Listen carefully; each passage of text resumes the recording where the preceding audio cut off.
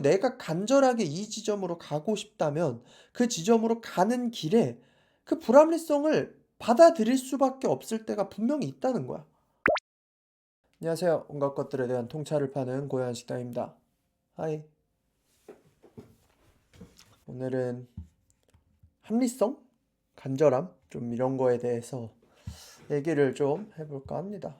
안성재 셰프 인터뷰 보다가 생각을 했던 거예요. 안성재 셰프가 굉장히 다이나믹하게 셰프가 되셨더라고요. 차량 정비사 하려고 하다가 르꼬르등 블루 패서디나 캠퍼스 앞에 하얀 조리복을 입은 학생들을 보고는 굉장히 막 흥미가 생겨서 갑자기 이제 요리를 하겠다라고 시작을 한 거였는데, 처음 식당에서 일을 했던 데가 베버리힐스의 우라사와라는 데서 일을 했다고 해요.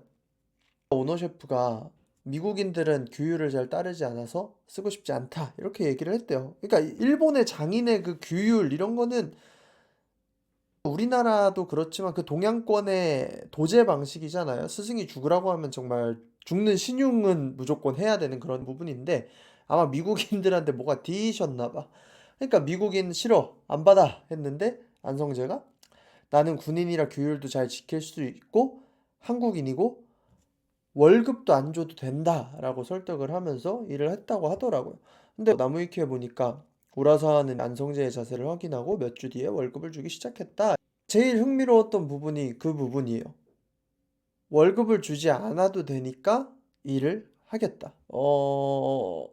근데 이 좀 유명한 셰프들, 옛날 셰프들, 특히 나이 한 40 넘은 그런 어느 정도의 연륜이 있는 셰프들의 이야기를 들어보면 꼭 이런 썰이 하나씩 있더라고요. 돈을 받지 않아도 되니까 일을 하겠다.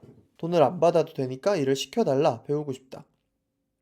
우리의 지금의 방식으로는 이해가 되지 않는 사고방식이잖아요. 특히나 요즘 젊은 세대, 저도 포함해서 일을 하는 건 일을 하는 거고 어떻게 돈을 받지 않고 일을 할 수가 있는가? 합리적이지가 않잖아요. 그러다가 이걸 들으면서 생각이 났던 일화가 있는데, 예전에 제가 이태원의 유명한 식당에서 알바를 한 적이 있어요. 식당들이 어떻게 돌아가나 궁금해서 알바를 했거든요. 2달 정도밖에 못했어요. 하필이면 그때 코로나 터져가지고 월급이 반토막이 나기 시작해서 그냥 그만둔다고 하고 나왔습니다. 거기서 주방을 책임지고 있는 팀장이라고 해야 되나? 그분이랑 밤에 얘기를 한 적이 있는데, 술도 들어가고 했으니까 약간 부풀려서 얘기를 했을 수도 있어요. 근데 그분이 얘기했던 게, 자기가 이 식당 처음 왔을 때 커리어가 엄청 있는 것도 아니고 그냥 별것도 아닌 그냥 너처럼 알바로 들어왔는데 주방 팀장까지 올 수 있었던 이유가 뭐냐면, 이 파트면 파트타이머 시간이 정해져 있잖아요. 평일날 6시부터 11시 피크타임에만 일을 한다 뭐 이런 게 있을 텐데, 자기가 일하는 시간으로 정해지지 않은 시간에도 와서 일을 다 했다는 거예요. 주방 쪽은 이 텃세가 되게 심하거든요. 괜히 틱틱거리고 겁나 뭐라 하고 그런 거 다 받으면서 선배들이 하는 일들을 보면서 빨리 배웠대요. 다 빨리 배우고 선배들이 좀 쉬고 싶어 할 때 그냥 제가 대신 일할 테니까 가셔라. 뭐 좀 쉬고 계셔라. 담배 피고 오셔라. 심지어 어떤 날은 빵꾸 났을 때 그냥 땜빵 메우러 가고. 그렇게 뭐 1년, 2년을 하니까 자기가 없이는 그 식당이 안 돌아갔다고 하더라고요. 물론 좀 약간 이게 MSG가 들어갔을 수도 있겠죠. 이제 자기가 그만두려고 하니까 얘 그만두면 큰일 나는데? 이런 생각이 그 식당 측에서 드니까 자기를 잡고 뭐 일을 계속 할 수 있어서 여기까지 왔다라고 뭐 이런 골조의 얘기를 들었습니다.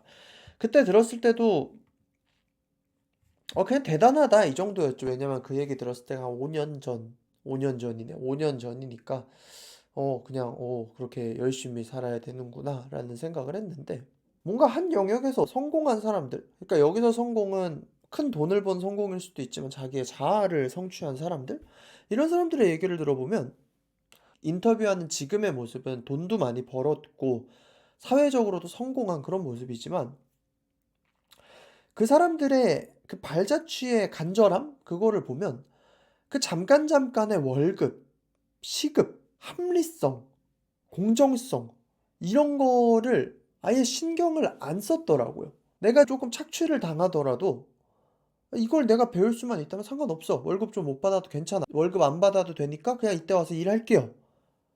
이런 과정이 꼭 한 번씩은 다 있더라고요. 여기서부터 되게 뉘앙스가 중요해지는데 열정페이. 젊은 애들이 "열심히 하겠습니다." 하고 와서 배우겠다는 그런 젊은이들의 열정을 착취해서 정말 말도 안 되는 돈을 주는 그 고용주들의 행태를 얘기하는 거죠. 열정페이는 정말 잘못된 거죠. 정말 잘못된 거예요. 근데 제가 말하는 간절함의 시선은 내가 고용주의 입장에서 아니면 그거를 세팅할 수 있는 입장에서 "불평등을 조장해라."라는 게 아니라 여태까지 살아보니까 사회는 그렇게 막 풍요롭고 따뜻한 느낌은 아니더라고요. 풍요롭고 따뜻한 분들도 있지만 아닌 부분도 분명히 많아. 그래서 내가 무엇인가를 얻기 위해서는 공정하고 칼같이 맞춰지고 사회에서 마땅히 보장되어야 되는 권리들을 모두 다 받고 하면서 내가 가지고 싶은 것을 성취하면 다행이겠지만 정말로 내 삶에서 성취하고 싶은 간절함이 있고 '거기까지 가야겠다.'라는 그 지점이 있다면 거기로 가는 길의 전체적인 여정이 공정함으로 뒤덮여 있을 수는 없겠더라고요. 반드시 이 세상에 불가피하게 존재하고 있는 착취하려는 사람들, 불공정한 그 세상을 이용하려는 사람들, 내 열정을 사용하려는 사람들, 이런 사람들을 만날 수밖에 없겠더라고. 그리고 나에게 무엇인가를 가르쳐 주고 싶지 않아. 이 사람은 공정한 사람인데 얘를 가르쳐 주려면 공정한 대가를 줘야 되지. 안성재 셰프가 일했던 그 우라사와 셰프처럼. 근데 굳이 얘를 쓰고 싶지 않은데 내가 이 사람을 설득하기 위해서는 "돈을 안 받아도 되니까 나를 한번 써 보십시오."라고 얘기할 수 있는 그 간절함. 요즘 사회가 이제 열정페이 이런 문제도 많이 대두되고 뭐 노동자 착취 이런 부분도 굉장히 대두가 되잖아요. 근데 사회의 이 기조, 시선은 전체적인 걸 얘기해 주지 않잖아. 그 당시에 그 시대에 강조하는 기조가 있잖아. 그럼 지금 강조하는 기조는 노동자들도 노동자들의 권리를 받고 반드시 시급을 다 받아야 되고 이런 거를 강조를 하잖아요. 만약에 솔직히 지금 같은 사회면 이런 사회인 거죠. 내가 셰프한테 "나 돈 안 받아도 되니까 일하고 싶습니다." 해서 써요. 그래서 내가 한 달을 막 일을 했어. 돈 안 받아도 된다고 했으니까 한 달 월급을 안 줬어. 내가 나가서 그냥 노동청에 찔러 그거를. 여기 계약서도 안 쓰고 돈 안 줬어요." 그러면 이 식당은 제재를 받을 거예요. 그러니까 어떻게 보면 시스템이 굉장히 잘 된 사회이죠 지금은. 옳게 된 사회로 가고 있는 건 맞는 것 같은데 뭔가 이런 공정성이나 이런 것들이 모두에게 적용이 되고 이런 것이 되게 강조가 되니까 간절함을 가지고 나아가야 되는 위치에 있는 사람들? 약간 우리가 놓치고 있는 부분이 있는 것 같아요. 간절함을 가지고 나아가야 되는 사람들이 약간은 놓치고 있는 게 있는 것 같아요. 아까 제가 말했던 거. 세상은 어쩔 수 없이 불공정한 부분이 분명히 존재한다는 거. 불가피한 불합리성이 분명히 존재한다는 거. 그리고 내가 간절하게 이 지점으로 가고 싶다면 그 지점으로 가는 길에 그 불합리성을 받아들일 수밖에 없을 때가 분명히 있다는 거야. 그게 바로 간절하다라는 거고. 우리가 연애할 때나 뭐 사랑할 때나 아니면 자식을 위한 거나 내 것을 포기하더라도 무엇인가를 도와주는 것. 이런 것도 다 불합리성의 바탕이잖아요. 근데 너무 합리적인 사회가 돼 버리니까 때로는 더 큰 것을 위해서는 불합리성을 감당해야 될 때가 분명히 있거든요. 인생은 나에게 장난을 많이 치기 때문에. 근데 그 불합리성을 잠깐 견뎠을 때에 우리가 더 큰 것을 받을 수도 있는 게 인생인데 뭔가 그러한 가치 자체에 대해서 아예 "그런 일은 존재하면 안 돼. 그리고 그런 일은 아예 없을 거야."라고 말하는 사회적 풍조가 돼 버리니까 뭔가 놓치고 있는 사람들이 좀 있는 것 같아요. 저도 요새 그런 생각을 많이 하고 있고. '내가 저기까지는 꼭 가야 되는데 저기를 빨리 가려면 내 지금 신발과 옷이 젖더라도 진흙탕을 지나가야 되는 시기가 분명히 있는데' 아니야. 그런 진흙탕 따윈 세상에 있으면 안 돼. 그렇기 때문에 네 눈앞에 진흙탕이 있으면 그 길 자체가 잘못된 거야. 절대 가지 마. 라고 말하는 듯한 때가 좀 많은 것 같습니다. 근데 이걸 잘 알아들으셔야 돼. 이거를 세팅하는 자, 고용주의 입장, 이미 사회적으로 이뤄서 사람들을 다룰 수 있는 사람의 입장에서는 받아들여서는 안 돼요. 최대한 공정하게 사람들을 쓰고 대우해 주는 게 맞아요. 이거는 철저히 도전자의 시선에서 바라보는 세상인 거예요. 우리가 도전하는 과정 가운데 우리를 이용하려는 사람들도 있고 불합리하게 쓰려는 사람이 분명히 있다. 그리고 우리가 목적지로 가는 길에 그 사람들과 불가피하게 만나야 되는 시점들이 있는데 그걸 내가 어떻게 감당할 것이냐.